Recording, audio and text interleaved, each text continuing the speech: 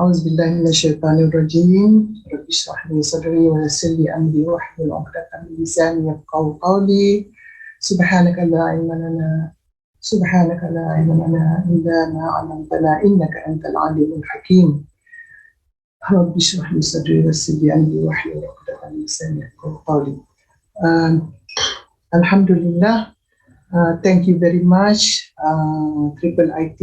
Once again, I would like to express my gratitude to IIIT's team. May Allah bless all your work, inshallah. It's all for the sake of Islam, in disseminating knowledge, inshallah.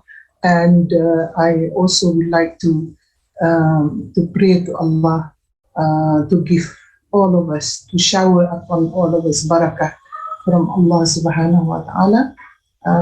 To all of us, our staff, lecturers and students, inshallah, when we are seeking His knowledge, bowing ourselves to Allah subhanahu wa ta'ala in the most humble manner, in the most ikhlas, in the most feeling of greatness to Allah subhanahu wa ta'ala, inshallah, to give His barakat, His barakah and mercy upon us, inshallah, so that our effort all this time not be wasted, inshallah. And we make dua also not to be to protect us from shaitan that always whisper to us, waswasa to us, very close to us, in order to destroy the good deeds we are doing, inshallah. So with this introduction, inshallah, we start our second topic today is about Islam and science. So I have sent a very long PowerPoint, but actually in the presentation, I will skip a lot of it. That long presentation is only for reading, inshallah. So the focus on my presentation today on about 40 something slides, inshallah, we cover all of this to speak about Islam and science. But first we look at from the rationale of the history of Islamic civilization. What do people say about Islamic civilization? Which science as the most focus? The subject Islam and science, the most appreciated subject. Of course, we have knowledge in Islam so vast, but this that's why we have Islamic civilization and we have history of Islamic civilization. But my task is to focus on Islamic science, and already Dr. Kabuye discussed almost, I think, comprehensively on the history of Islamic civilization. So I will focus on Islam on science, so that this we can see the concept of knowledge in this perspective, and of course that differentiate from how does modern science deal with religion. So I will focus on Islam and science, that the basis of knowledge in Islam based on Tawheed. So, but first, before we speak about the content about Islam and science, we want to see from the rationale, from the history of Islamic history.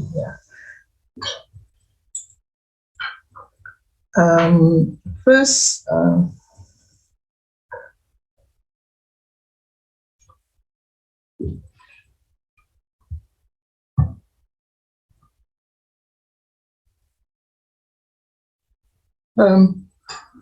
the scientific revolution of Islam to European Renaissance and the relevance of Islamic conception of nature to the contemporary world, according to some prominent personalities, observers, and historians of science. So we, inshallah, for the first person that I would refer to based on the notes here is about Prince Charles. He's giving very self-critical and thought-provoking analysis about relationship between Islam and the West. and about perception of Western society about Islam, and particularly about Islamic civilization. Of course, it's always negative perception of Western society, mainly in majority or mostly or usually is negative. That's why we have phobia, Islamophobia. We have the term, a lot of problem that cause Muslim a lot of troubles, like accused as terrorism, extremism, and all this. When things related to Islam is caused. But this time, we want to see very academic and very critical, thought-provoking of Prince Charles' analysis. What does he say about Islamic civilization, particularly relationship with nature? How about Islam deal with nature? So if there is much misunderstanding, according to him, in the West about nature of Islam, there is also much ignorance about the depth. He admitted that they are indebted to our culture and our civilization. Yeah, so they owe to Islamic world. Yeah, so according to him, they fail actually because of the straitjacket of history that they inherited. So this is the cause of the reason why they have negative perception about Islam and Islamic civilization. So the medieval Islamic world from Central Asia to shores of the Atlantic was a world where scholars and men of learning flourished, because we have tended to see Islam as the enemy of the West, as an alien culture, society, and system of belief. We have tended to ignore or erase its great relevance to our own history. For example, he said, we have underestimated the importance of 800 years of Islamic society and culture in Spain, mashallah. And this is rahmah from Allah to Muslim, between the 8th and the 15th century. So our glory of Islam is between 100 years, at least in the Spain. Of course, earlier on started by Prophet sallallahu alaihi wasallam. Muslim in Spain is, according to him, was not just a preserver of Greek learning as accused by some Western scholars.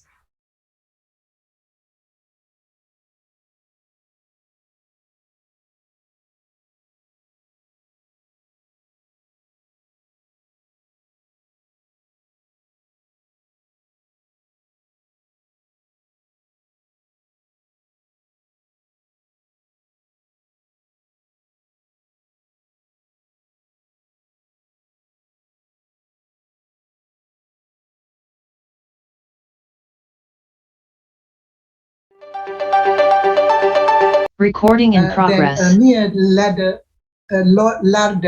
where Hellenistic knowledge was kept for later consumption by emerging modern Western world.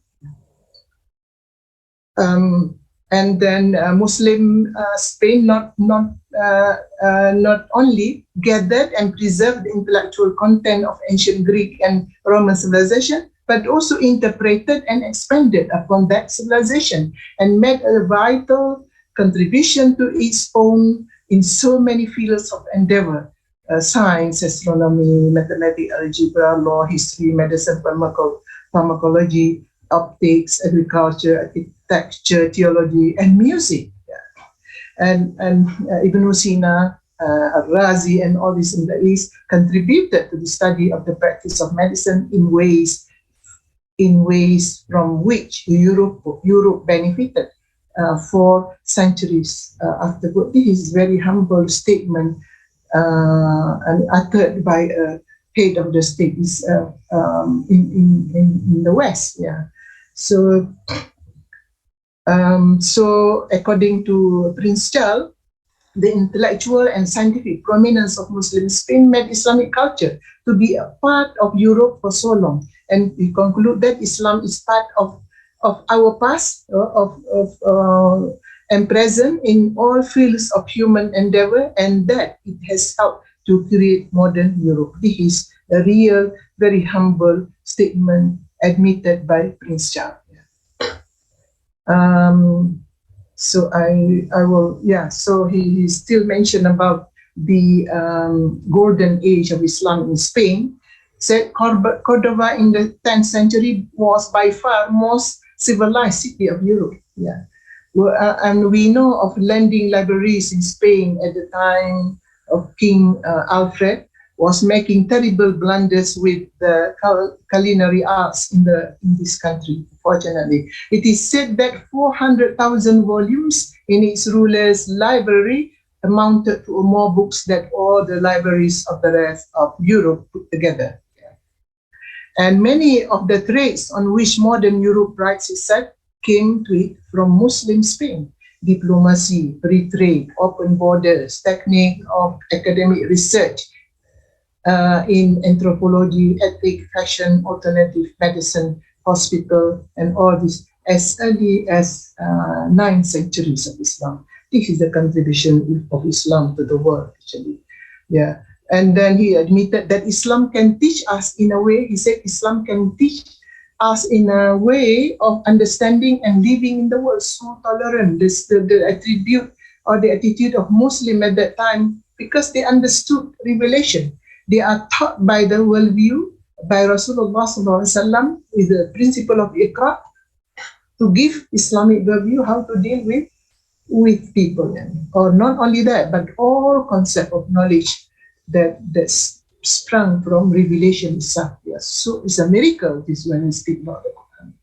Because it preserves an integral views of the universe which unite religion and science. So the focus here is he many times stressed on the unity of religion and science that advocated by the Muslim at that time. Unite religion and science, man and nature. This is very, very important. Mind and matter is extremely assuring for us Muslims. Not many Western leaders would be so humble and honest to make such a statement. And more than this, Islam can teach us today, he said, a way of understanding and living in the world of Christianity itself is poorer for having lost. At the heart of Islam, it is preservation of an integral view of the universe.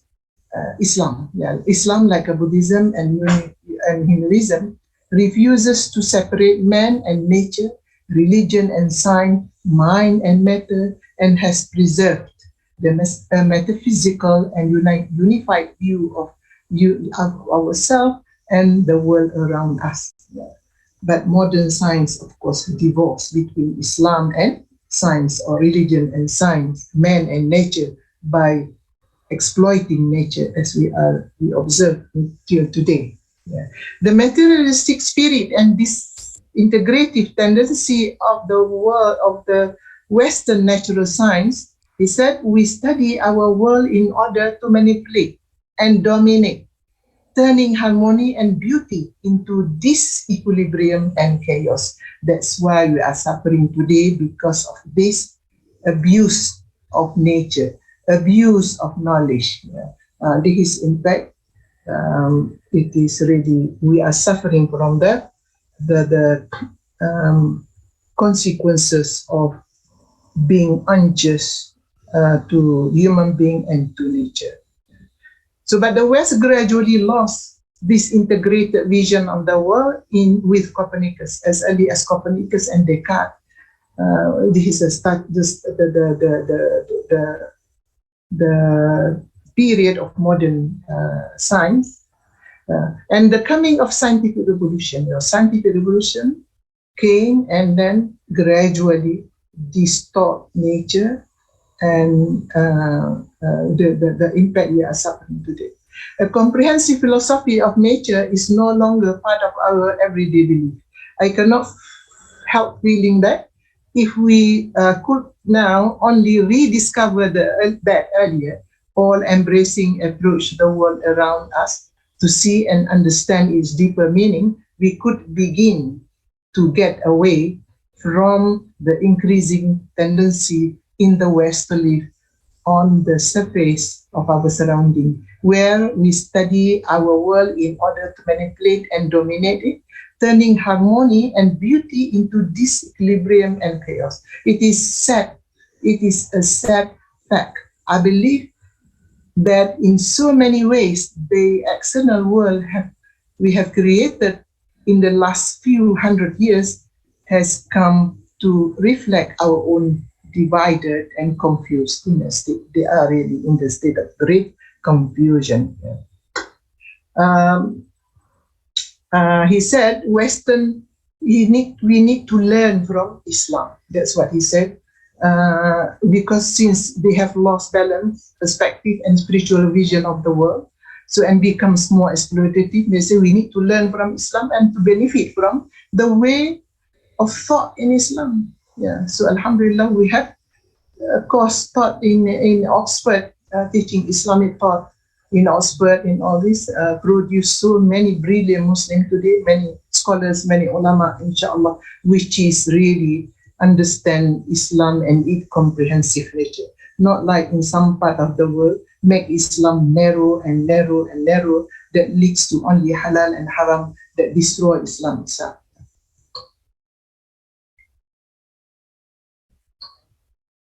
Yeah. So Prince Charles also speak about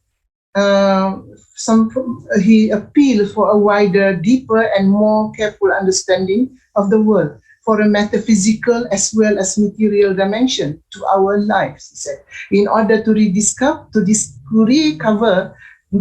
the balance we have abandoned, the absence of which will prove disastrous in the long term.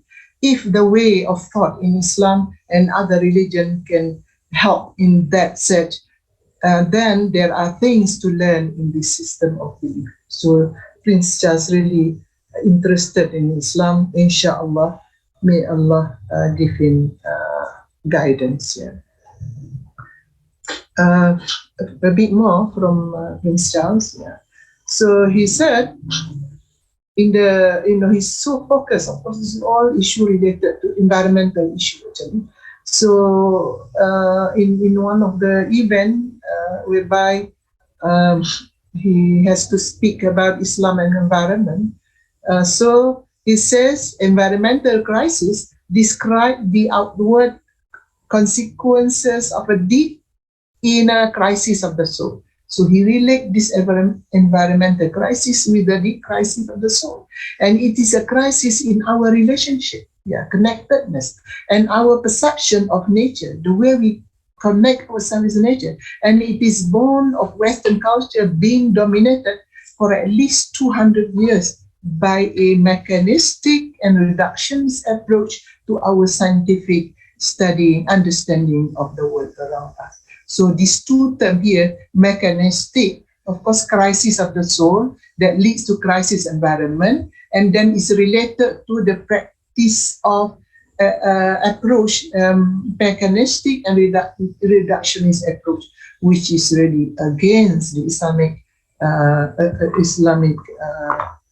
religion of Islam, in this understanding of the world. So these are the things that Muslims should focus now and should work on. That's why after this, inshallah, we have to focus on Islamization of knowledge because of this mechanistic and reductionist approach. Yeah. So al-amru bil ma'ruf, enjoining good for Muslim, is to develop this. How do you deal with this mechanistic and reductionist approach? To find alternativity. This is our amana, inshallah. The negative consequences of the comprehensive industrialization of life is the result of the secular worldview and mechanistic thinking, which are contrary to the teaching of Islam. The economic of ecosystem and biodiversity study came out, introduced by United Nations, by UNESCO, into 2008, revealed the enormous financial cost for the destruction of natural system to satisfy the capacities of desire and continuous economic growth. This is al-fasad fil ardi mentioned in Surah Al-Baqarah, caused by human being. the facade on the earth, the destruction of the world that result to economic crisis, environmental crisis is because of the greediness, or because of the system, of course, namely capitalist system that destroyed the world. And they have people of the world now have to develop economic ecosystem and biodiversity as a new field of study in order to help ourselves dealing with the crisis environment. Therefore, what is needed is the recovery of the soul of the mainstream of our thinking. Our science and technology cannot do this. It's a failure of their science and technology, which some Muslims are proud of this until today. Unfortunately, he says, we live within a culture that does not believe very much in the soul anymore. Yeah, so unfortunate. No more soul. We are soulless. Some people believe in worldview which is soulless or godless. Yeah. Anti-scientific considered, people who believe in the soul considered as anti-scientific. And even some Muslims today insist to stress on this scientific, Islam and scientific. We have no problem with scientific, but the content of the scientific, the nature of scientific shouldn't be with scientific that understood by Western worldview. Yeah. But some people, Muslim, when they speak about scientific, as if scientific is the pillars of Islam. I mean, that kind of scientific. So scientific in Islam, they have their own characteristic. Yeah. A great deal of empirical research is now driven by financial interest and profit, not love of wisdom. It is not born because of love of wisdom. It ignores the spiritual teaching of tradition like Islam. This is his view. So maybe it's good to read his view. The utter dominance of mechanistic approach of Islam over everything else, including religion, has the soul. Yeah, has no soul. Yeah. The dominant of worldview that includes our perception of nature. As a soul is elbowed out of the picture, our deeper link with the natural world is severed. Our sense of spiritual relationship between humanity, the earth, and her great diversity of life has become dim. The entire emphasis is all on the mechanical process of increasing growth in the economy, or making every process more efficient and achieving as much convenience as possible. When I read this, as if this what actually we are teaching science and Islam from Islamic perspective. Yeah, so it is Islamic in terms of his worldview, his thought and thinking about relationship between Islam and science in Islamic civilization. The environmental destruction and imbalance in nature can be reversed, and in his opinion, by reconnecting ourselves with the wisdom found in nature, which is stressed by each of the sacred tradition in their own way. He says that Islam wants that to deny the reality of our inner being leads to an inner darkness which can quickly extend outwards into the world of nature. If we will ignore the calling of the soul, then we destroy nature. From what I know of the Quran, he said again and again, it describes the natural world as the handiwork of a unitary benevolence power, mashallah. It very explicitly describes nature as possessing an intelligibility, and there is no separation between man and nature. Yeah. Of course, this is very Islamic, his view. Yeah, no separation between nature. He means here, I understand, as there is connection between nature and man. Everything is created in a sense of relatedness, connectedness. This is what we understand from the principle of Tawfiq. There is no compartmentalization in Islam. Yeah, man related to nature, connected to nature, and of course, man connected to Allah. So this is the paradigm or the principle of Tawheed that become pillars of Islam. Divine hospitality that offers us our provision and our dwelling place, our clothing, tools, and transport. The earth is robust and prolific, but also delicate, subtle, complex, and diverse. And so our mark must always be gentle, or the water will disappear, as it is doing in the places like in Punjab in India. Yeah. So this is example observation. Yeah. So how we deal with water, how we respect nature. This is from an Islamic perspective is the ethics dealing with the universe. As a Muslim, and we cannot use water even in making wudu. We cannot use water extravagantly. Allah doesn't like. Allah prohibited us to waste water. Not only that, food and everything. The principle of what do you call this wasatiyah, moderation in using everything. Yeah, so this that reflect how we respect nature. Clearly, in criticizing the worldview of empiricism, which has become the pillars of modern science today, Prince Charles asserted that clearly there is a point beyond which empiricism cannot make complete sense of the world. It works by establishing facts through testing them by the scientific process. It is one kind of language and a very fine one, but it is a language not able to fathom experiences like faith or meaning of things. It is not able to articulate matters of soul.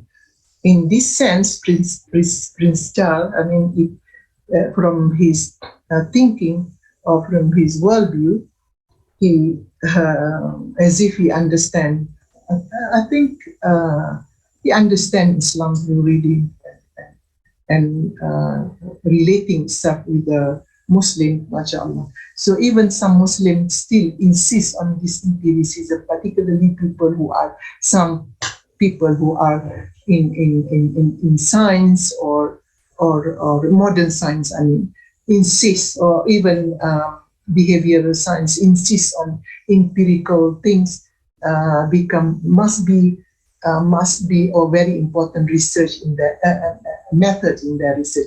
If your people or your paper, your article do not be, or your research do not have this orientation based on empiricism, there is no value, there is not valid, therefore it is not going to be published, unfortunately. This is some of our attitude of our social scientists or even scientists, even though they are Muslim. He believes that the empiricism deprives human being from the deep-seated experience of participating in the living, creative presence of Allah, which is offered by revelation, mashallah. So everything now, I mean, even in our university, when we speak, everything need to be measured, everything need to be observed, everything. This approach that coming from empiricism as ideology and philosophy in the scientific approach. Yeah, they be considered as scientific. Yeah, so those who have no research not like tailored like this, so consider this is a very low value, or just don't, if we not appreciated very much. Yeah, unfortunately. Yeah. So Prince Charles referred to Islamic tradition in which metaphysical dimension is not taken out of the understanding of nature because it integrates the empirical, the religious, and spiritual dimension of life. Yeah. So we do not say that empirical approach is not accepted by Islam, but at least respect other approach as well, because the nature of Islam, particularly, I mean, when we speak about knowledge, research, Islam has different multi-dimensions, not only external, not only empirical, but Islam covers everything, matters like soul, human soul, speak about emotion, speak about spiritual experience. Where do you put this spiritual experience, how do you bring these empirical tools in order to judge? So we better have some humility to understand religion. That's why in the last class on concept of knowledge, stress so much on humility and Allah and nearness to Allah subhanahu wa ta'ala. So you have so these things related to discussion of empirical research. So I skip this. In the end, Prince reprimands the Muslim community for slavishly copying the West. This is interesting. Why the West? The Islamic world is the custodian of one of the greatest treasuries of accumulated wisdom and spiritual knowledge available to humanity. It is both Islam, a noble heritage, and a priceless gift to the rest of the world. And yet, so often, the wisdom is now obscured by the dominant drive towards Western materialism, the feeling that to be truly modern, we have to aid the West. I like this statement very much. Being the principle that underlines the cosmos is the result of God's knowledge of Allah subhanahu wa ta'ala, and of its knowing the uncreated God. And notice the emphasis there on uncreated, the term uncreated. It is of profound importance, the basic of all existence in this relationship. So relationship between Allah and His created things, or His creation. Allah, Al-Khalq, Al-Khaliq, Wal-Makhluq. And then there is another observation about the Islamic civilization. She considered his his American leader, Kerry Prolina. So she mentioned that Islamic civilization was driven by scientific and investigative spirit of innovativeness and creativity. She observed this and she discovered this is about Islam, the strength of Islam. But now we have problem when we speak about teaching and learning. We have the issue of this innovation and creativity, because in the history of Islam, after some time, after the golden age of Islam, towards the end of the 10th century, already this creativity, innovativeness, and creativity has been decreasing or declining. With the declining, of course, So this is our history. We need to learn this history to know what are the factors that lead to the declining of Islamic civilization. No more, very lacking in innovativeness and creativity. Unfortunately, until today. There is another figure here. Robert Briffault mentioned that he said the depth of our science to that of Arab, he means Muslim Arab, does not consist in startling discoveries and evolution theories. Science owes a great deal more to Arab culture. He means Islamic culture. It owes to its existence. The ancient world was pre-scientific. So the astronomy, mathematics of the Greek were foreign importation, never thoroughly acclimatized in Greek culture. So he mentioned that the Muslim in the earlier time, in the golden age of Islam, produced a new method of investigation, of a method of experiment, observation, measurement of the development of mathematics in a form of unknown to the Greeks. I think I have to give you, inshallah, a video of the golden age of Islam that covers scientific discoveries that practiced by Muslim of the past. So another figure, this all European American, Will Darren, he mentioned that for 5 centuries, from 7 to 1200, Islam led the world in power, order, and extent of government, in the refinement of manners, akhlaq, in standards of living, in humane legislation, religious tolerance, in literature, scholarship, science, medicine, and philosophy. Yeah. This is all okay. So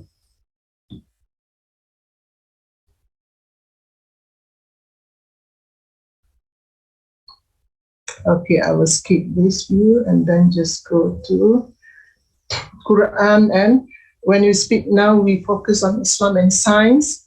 From the Quranic point of view, the Quran and the natural world. So Allah communicates according to the Quran by sending this ayah. So we have ayah here as symbol. Ayah is a signs. Alamat, we in Malay, Malay we call alamat. Alamat means signs. When you want to go to some place, you need to have alamat. So Allah's existence, He communicates with His creatures, namely human being, through the divine, through sign, symbol, ayah. Yeah. So ayah, there is ayah matlu, there is ayah al-kawn. Ayah matlu, the Quran that we read. This is how Allah communicate with human being. And Allah, and also there is another form of communication with is ayatul kawn, meaning that you have to look into the creation of Allah. You have to look at, this is what we call cosmology. It become a branch of science in Islam. Yeah.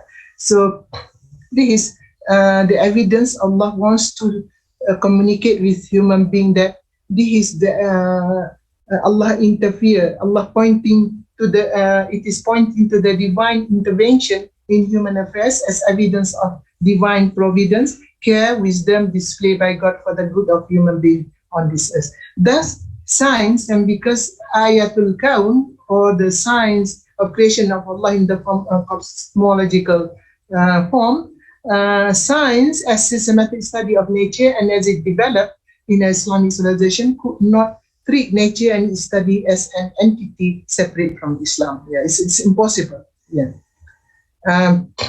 Furthermore, Quran views nature as a vast system. Nature accept and act upon divine command, like all as between the heavens and earth. This view of nature grants its distinct metaphysical qualities rather than being self-subsisting, autonomous, random, and also Quran described as sophisticated system, interconnected, consistent, uniform, and highly active entities, all of which are ontological dependent on Allah subhanahu wa ta'ala. Yeah, so the seven heaven and all these cosmological phenomena and whatever is between them sing together and glorify Allah subhanahu wa ta'ala. Allah says in the Quran, Alam tara anna Allah yusabbihu lahu man fis samawati wal ardi wa tayru safatin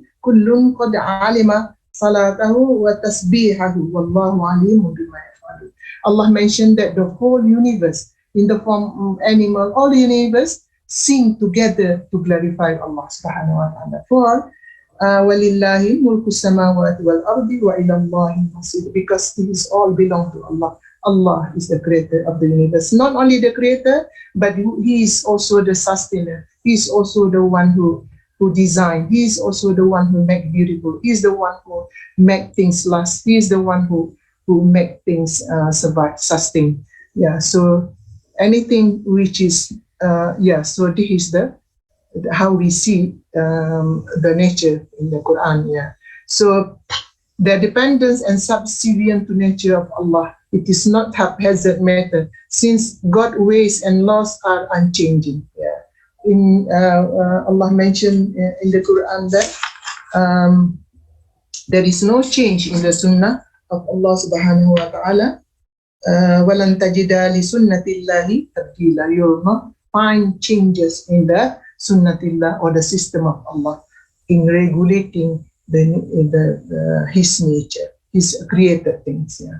So the Quranic views of relationship between the world of nature and God on the one hand, and between the world of nature and the progeny of Adam on the other, is thus highly interconnected. Yeah. Adam's superiority and other creatures in his regency over nature arise in the context that is highly complex, with its interdigitating metaphysical, moral, naturalistic, and dimension. Yeah. So unlike Western science or modern science, another aspect of the Quranic view of nature is linked to the Ar-Rahman Ar-Rahim of Allah. Allah is the most Rahman, Allah is the most Rahim. Otherwise, there won't be creation without the Rahman Rahim Allah.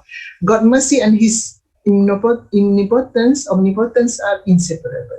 According to the Quran, the very act of bringing into existence from non-existence is the act of mercy of Allah.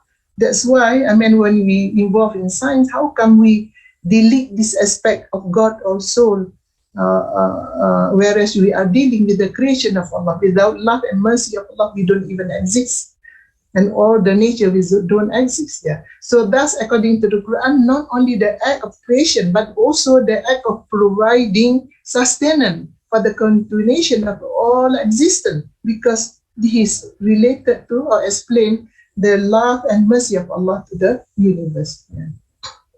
There are three Quranic concepts are not only central to the teaching of Islam, but they are also immense important for understanding the relation between Islam and science. Yeah. So given this inherent relationship between God, humanity, and nature, it is impossible in Islam to conceive nature as an independent, subsisting entity as propagated by modern science. Yeah. That's why it leads to destruction, because of lack of fundamental principle. Yeah. Its concept of natural world is grounded in faith, immutable faith. Yeah. Without faith in Allah has a creator, and then Allah create us as vicegerents in order to protect the universe. We make covenant with Allah, we make agreement with Allah to take care, to take the responsibility to protect this universe, the earth, the rivers, the ocean, the people, the animals, all this. We make already covenant with Allah as the custodian of the entire world, natural world, Khalifatun fil ard. Yeah. Likewise, science as organized enterprise that studies and explore world of nature cannot be conceived as a separate entity which has to be somehow externally related to Islam. So Islamic worldview is based on an uncompromising insistence on Tawheed, the oneness of Allah subhanahu wa ta'ala, which unifies all realms of knowledge, making them branches of the same tree. It is a relation that is inherently inseparable from the well-articulated concept of nature as divine science. Yeah. So everything in Islamic civilization, including science and all this, sprang from Tawheed, yeah, unity of Allah. This consciousness of Tawheed is placed in the center of Islamic worldview, yeah, and to proclaim that there is no God.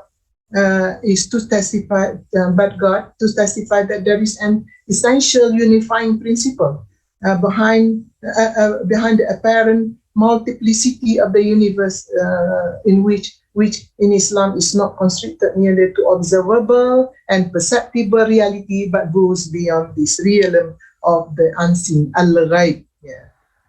When yu'minuna bil ghaib, yeah, it's not only the ghaib, the shahada, but the ghaib, also the unseen as well.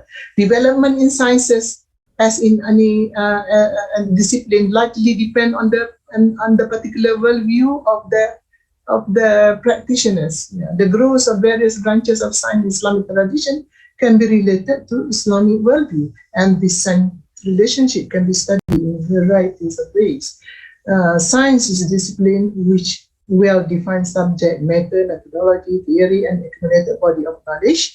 The scientific process is both a social and epistemological phenomenon depending on the worldview of its practitioners. If they have Western worldview, so the way design science follow suit. Yeah. So the Islamic worldview is based on the revealed book, Quran to guide. Yeah. So it grant human as the basic right to make a moral choice between right and wrong, and call upon to reflect the consequences of our choice. Yeah.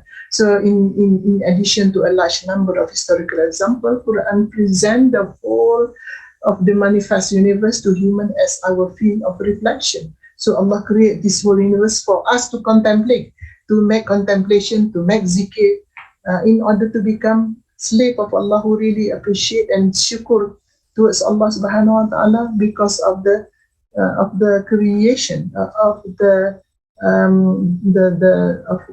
hidayah and hadiyah from Allah creation. In some, the Islamic value centered on the principle of Tawheed clearly elucidates the hierarchy of the created beings, establish the legal limits, and puts human in the center of the created universe, and the human hearts at the center of human existence. So human heart, the soul, the concept of human soul, human heart, al-qalb, al-aql, al-ruh, al-nafs, all this need to be understood very well. Otherwise, if we teach science without focusing on this, your science or any, not only science, but all subject become soulless. In the heart, it is the heart from which flow all action and thoughts, all discoveries and all science. By accepting the covenant offered to us, humans have entered into a special and unique relationship with Allah subhanahu wa ta'ala, which distinguish us from other creatures. An attentive reader of the Quran discover over and over that the inner dimension of certain acts of worship, like any other ibadah, fasting and other things, preparing the body to receive the divine grace of being watchful, receptive, in the state of peace with divine peace. Purification of the heart through vigorous application to a discipline is considered to be an integral part of a methodology of acquiring knowledge. So when we want to acquire knowledge, seeking knowledge and studying science, we have to do it with following the ethics of seeking knowledge. So this is a form of self-purification. We purify science from the element of soulless worldview. So this is purification in discipline. Inshallah, we study the Islamization of knowledge and natural science. This is like a process of self-purification in the subject itself. So this how science in Islam is rooted in the... Prof, kalau lagi 3 minit, Prof. Okay. Another 3 minutes, Prof. Another 3 minutes. Okay, just fine. Yeah. So this spiritual element is what makes science Islamic. Yeah. So when we mention all this, these spiritual elements, soul with soul, make Islamic science Islamic. In addition, there is an Islamic ethical framework which defines the nature of inquiry and imparts the characteristic Islamic element to the study of nature and life.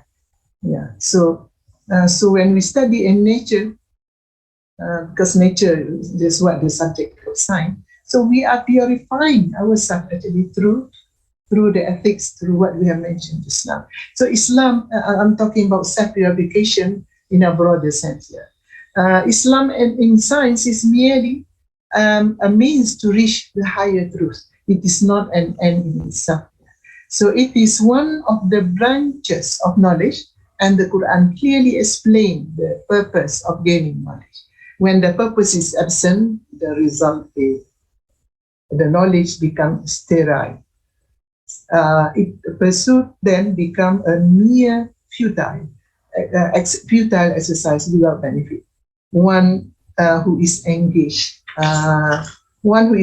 in such pursuit is just like donkey carrying a book. Yeah. So in Surah Jum'ah, Allah mentioned that mathalul ladhi hummilat Tawrat thumma lam yahmiluha kamathalil himari yahmilu asfara. So those who have but do not in science or studying nature but do not have this proper objective, so they are in the Quran make like a beautiful simile, like a donkey carrying a book. Of course, donkeys, they don't understand the content of the book. Yeah. So those who have who study a lot, doing this, doing that, but they do not actually reach, or they do not aim. The objective of seeking knowledge is absent, so they are just like donkey.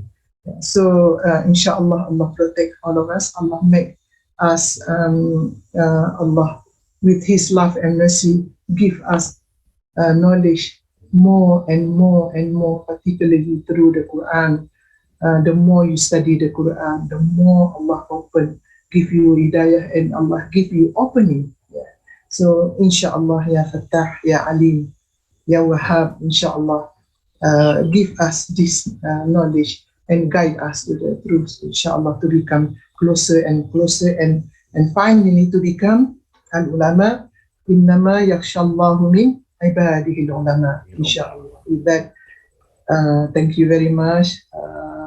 May Allah bless all of you. Assalamu alaikum wa rahmatullahi ta'ala wa barakatuh.